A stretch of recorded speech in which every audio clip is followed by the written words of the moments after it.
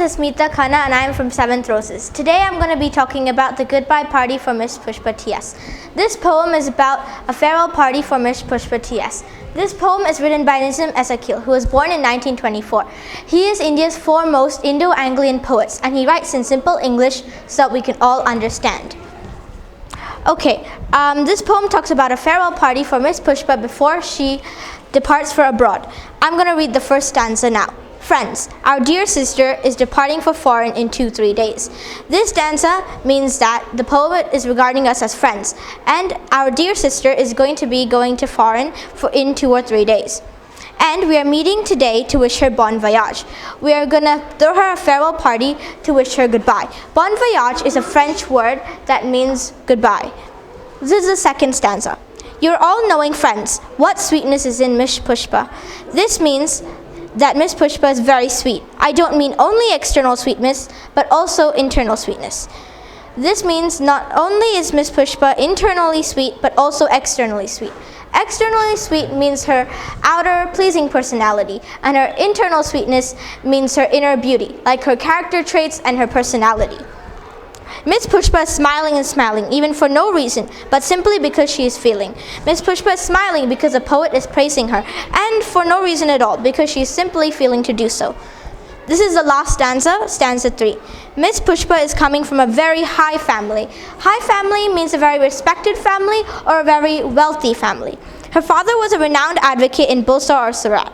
Her father was a very well-known advocate or lawyer in Bulsar or Surat. I am not remembering now which place. The poet does not remember whether her father was working in Bulsar or Surat. Now let's review all these 3 stanzas. So our dear sister is departing to foreign in 2 or 3 days, and we are meeting her today to wish her bon voyage. And Miss Pushpa is very sweet, and not only externally but also internally. And Miss Pushpa comes from a very high respected family and a very wealthy family. And her father is an advocate in either Bulsar or Surat.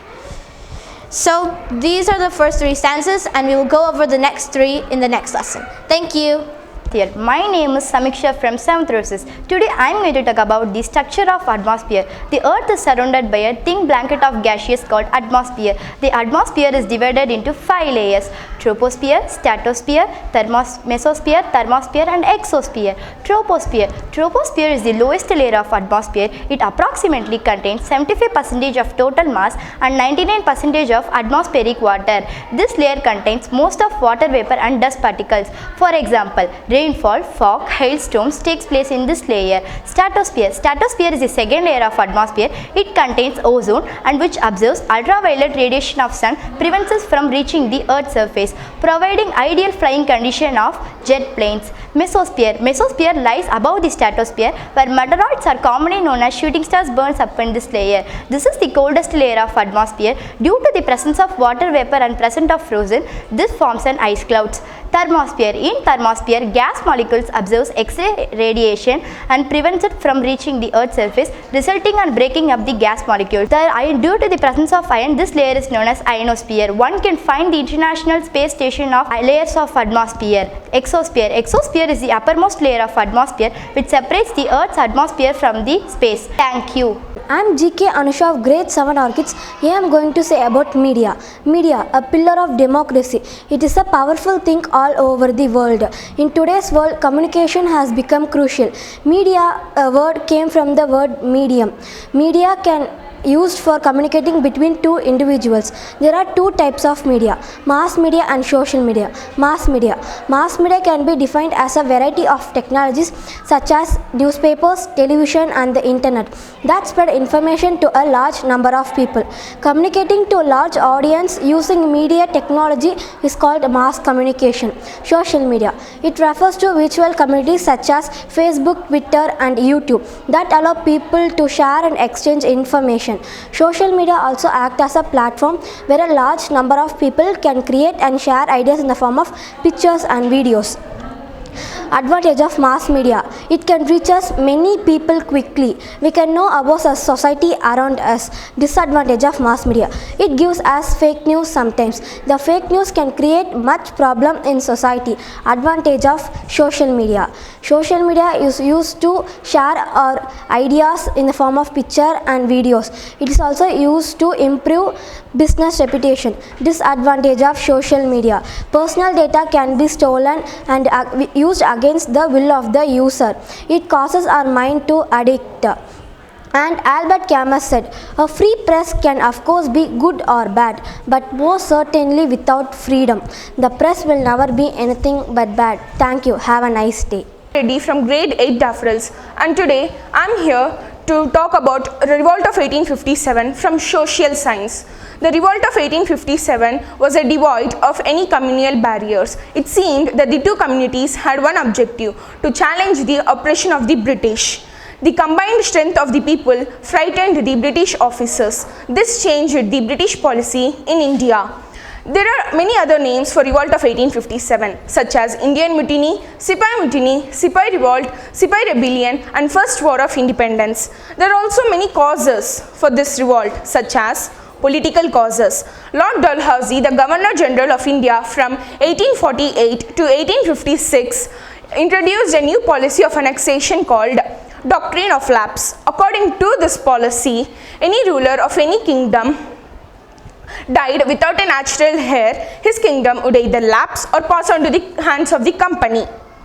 Many kingdoms were annexed by this policy, such as Satara, Sambalpur, Udaipur, Nagpur, Jhansi, Jaipur, and Awadh.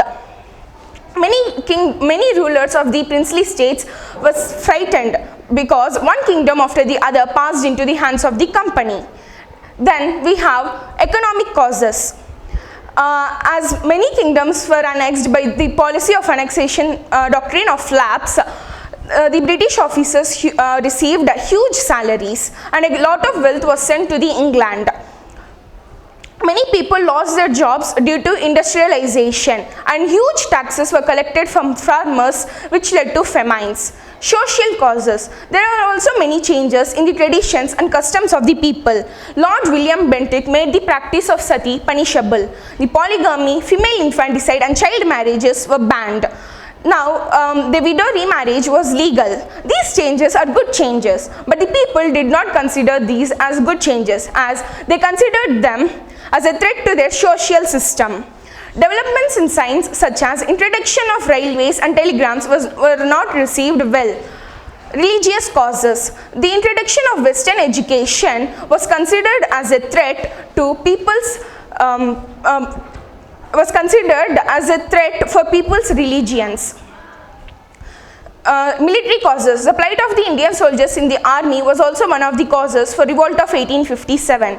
The British officers received high ranks while the Indian soldiers were in low positions in the army. The salary of the British officers were very high compared to the salaries of the Indian soldiers. The General Enlistment Act 1856, which was introduced by Lord Canning, the Governor General of India, stated that the Bengal army shall serve overseas.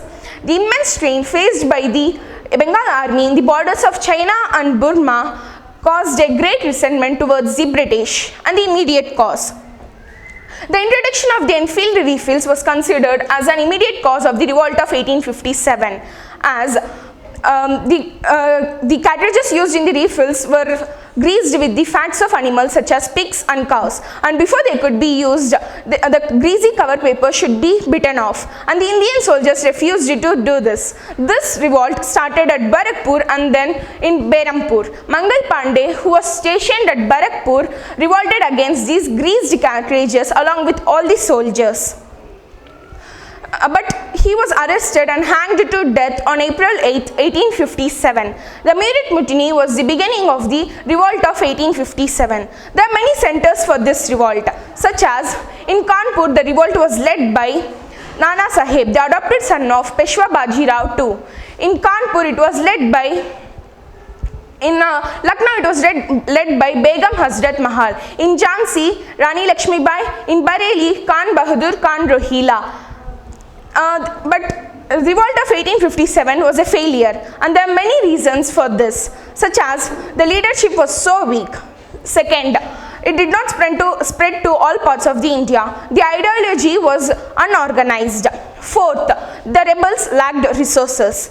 Even though it is a failure, the people of India also faced some consequences, such as now after the revolt of 1857, India was not under the control of British East India Company. Instead, it was directly under the control of Queen Victoria. She set some set of rules which we should follow, which the Indians should follow. But these rules were not followed for a long time, because then the Indians requested for self-government. Even the revolt of 1857 was a failure, still it was the first step towards the independence. Pragati from grade 8th deferrals. In this class we are going to discuss about a poem written by Mary D'O'Brien. The title Somebody's Mother itself represents the meaning that mother of someone will be described here. Mary D'O'Brien, an American poet who has written many poems and children's book.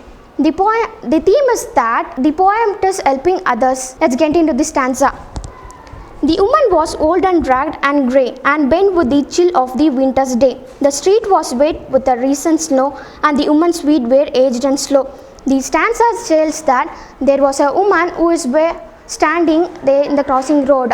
She was aged and her leg was slow, her hair was grey. She was bent with the chill's air. Let's get into the second stanza. She stood at the crossing and waited long, alone and cared for amid the throng of human beings who passed her by. None heeded the glance of her anxious side. She was standing in the crossing row and waited long that someone could help her by seeing her anxious eye. Let's get into this third stanza. Down the street with laughter and shout, glad in the freedom of school let out, came the boys like a flock of sheep, hailing the slope piled wide and deep. There was a school, the bell rings, and flock of boys were coming in the crowd. Let's recall everything. There is a woman who was old and worn her torn clothes. She was waiting at the crossing road that someone could help her. Down the street there was a school. The school let out came the group of boys. The next stanza let's see in the next class. Thank you. I am Akshrita from grade 6 to recite a poem written by Sarojini Naidu, Indian weavers. Weavers weaving at break of day. Why do you weave a garment so gay? Blue as the wing of halcyon wild, we weave robes of a newborn child. Weavers weaving at fall of night, why do you weave a garment so bright? Like the plumes of a peacock, purple and green, we weave a marriage veils of a queen. Weavers weaving solemn and still, we weave. Why do you weave in the moonlight chill? White as a feather and white as a cloud, we weave a dead man's funeral shroud. Written by Sarojini Naidu. Thank you. Here to deliver some words on Sarojini Naidu. Sarojini Naidu Chattopadhyay was born in Hyderabad. She was also known as the Nightingale of India. She was the first woman to serve as a governor in an Indian state. She was an Indian political activist, feminist and a poet. She also participated in the Indian nationalist movement led by Mahatma Gandhi. After this movement, she became the follower of Mahatma Gandhi. Naidu was an important person in the India's struggle for independence from the colonial rule. She married Govindarajalu Naidu, a general physician, in the year of 1898. Naidu's poem includes both children's poems and some of them are very serious themes. Indian love, life, death, women freedom occupy prominent place in Naidu's poems. In the year of 1916, Naidu authored and published a biography of Muhammad Ali Jinnah, who was a great protester. She died on 2nd March 1949 due to cardiac arrest, but still she lives in the heart of Indian people as a great warrior. Thank you for everything. Thank you. Fabulistic afternoon to one and all. I'm Rupna and Takshita to explain about nitrogen cycle. Nitrogen is the first most abundant gas present in our Earth's atmosphere. It's 78% in our Earth's atmosphere. It is also called as inactive gas. Now we are going to see how nitrogen from in atmosphere is is reaching to Earth's surface by nitrogen cycle. In nitrogen cycle, there is because of that lightning and or bacteria, it is coming to soil. Like for example, now the sunlight, because of the sunlight and rain, it is reaching to our Earth's surface by soil. So rest of the speech is explained by my friend Takshita. Soil. The nitrogen turned to the soil in the form of nitrates and nitrates can also be converted into gaseous nitrogen by denitrifying the gas present in the nitrogen. Plant. The nitrogen turned. Plants require nitrogen for their growth, but plants cannot obtain nitrogen directly from the plant. Animals get nitrogen by eating plants. When plants and animals die, they remain mixed with atmosphere. Thank you. Have a nice day. Full afternoon to all. My name is B. Samiksha, studying in grade 6 Roses. Here to explain about rusting. As we all know that rusting takes place in metal objects like iron, tin, nickel, chromium, etc. The process of formation of reddish brown flaky substance on the surface of the iron objects in the presence of air and moisture is called rusting. Rusting is a slow and undesirable chemical change takes place over a long period of time, thus make them rust. Okay, let's see the activity of rusting. Materials required are some ionels, 3 tubes with corks, oil, water, calcium chloride. Take the 3 tubes and put one iron nail in each tube. Take the first tube and add some. Take the first tube and fill with tap water. Take the second tube and fill with boiled water and the oil over it. Take the third tube and add some calcium chloride. Plug the 3 tubes with a cork. Observe the nails after 3 weeks. Observation: the nails that were kept in the first tube rusted, whereas the other 2 did not rust. Conclusion: the nails in the first tube, the nail rusted because it was covered with water and air. In the second tube, the iron nail did not rust because it was only covered with water and the oil prevents it from rusting, and the layer of the oil prevents it from rusting. In the third tube, the iron nail did not rust because the calcium chloride absorbs the moisture from the air. I think so you all learned something about rusting. Thank you. Afternoon to one and all present here. I am Tanushree from grade 6th Roses. I am SJ of grade 6th Roses. Today we are here to give an explanation about saponification. We all know that the process of making soap is called saponification. Soaps are generally prepared in a solid cakes. Detergents are prepared in a powdered form. Detergents have a way greater cleansing action than soaps. Detergents are made up of petroleum products. Alkane is the main raw materials used to manufacture detergents. The molecules of atoms or detergents have 2 types. They are hydrophobic part and hydrophilic part. Hydrophobic part means water repellent. Hydrophilic part means water attracted to water. When soap or detergent is applied to a dirty cloth, the hydrophobic part gets attracted to the dirt or oil molecules, and the hydrophilic part gets attracted to the water molecules. When there is a movement of the water, the hydrophilic part moves along with the water. That pulls the hydrophobic part is attracted to dirt particles. Thank you for giving us such a fabulous opportunity for experiencing seminar. Thank you. Full afternoon to all. My name is B. Samiksha, studying in grade 6 Roses. Here to explain about rusting. As we all know that rusting takes place in metal objects like iron, tin, nickel, chromium, etc. The process of formation of reddish brown flaky substance on the surface of the iron objects in the presence of air and moisture is called rusting. Rusting is a slow and undesirable chemical change takes place over a long period of time, thus make them rust. Okay, let's see the activity of rusting. Materials required are some ionels, 3 tubes with corks, oil, water, calcium chloride. Take the 3 tubes and put one iron nail in each tube. Take the first tube and add some. Take the first tube and fill with tap water. Take the second tube and fill with boiled water and oil over it. Take the third tube and add some calcium chloride. Plug the 3 tubes with a cork. Observe the nails after 3 weeks. Observation: the nails that were kept in the first tube rusted, whereas the other 2 did not rust. Conclusion: the nails in the first tube, the nail rusted because it was covered with water and air.